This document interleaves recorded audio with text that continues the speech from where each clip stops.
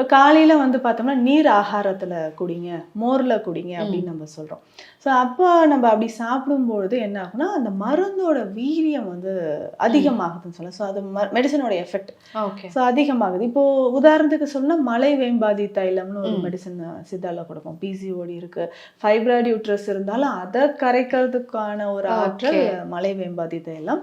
நல்ல கசப்பான ஒரு மருந்துன்னு சொல்லலாம்.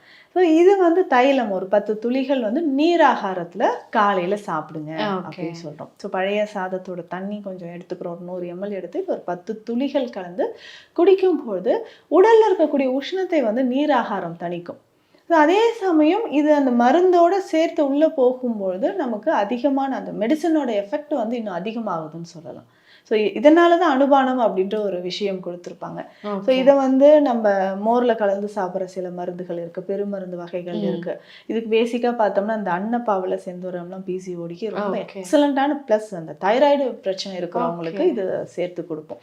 தேன்ல சாப்பிடுங்க, நெய்ல சாப்பிடுங்க, 21 நாட்கள் இதை எடுத்துக்கணும் அப்படின்ற மாதிரியான மருந்துகள் நிறையவே இருக்கு சித்த மருத்துவத்துல.